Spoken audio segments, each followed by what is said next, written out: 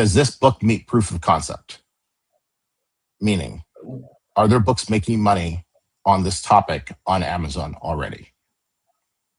Yeah, there is a lot, but I feel like the problem is Are that's there? like a lot of competition. Are there? What's your keyword? Yeah.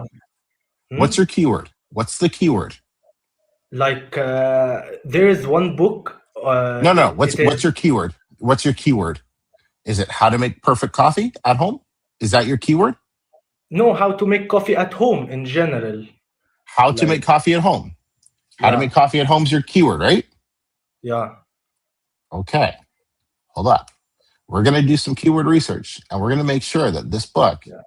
meets proof of concept. You would find one of the books is from 100 top seller in all Amazon. So the first thing we're going to look at, so I looked at this. I don't know if Kip Scout shows, but it shows profitable.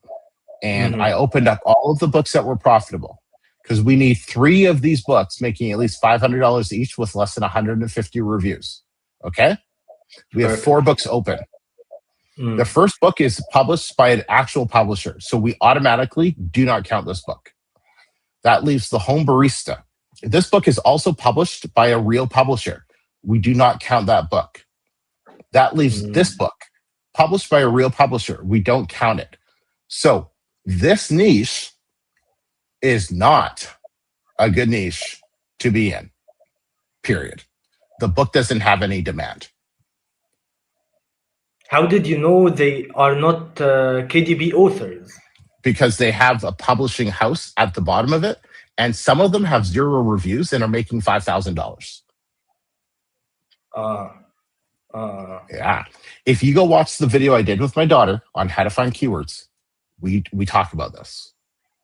mm. So my plan for you is forget this book. It's dead. Do not put any more time and energy into it and publish your next book in a completely different niche. That's what I would do. That's what I would tell any student, or I would do that myself.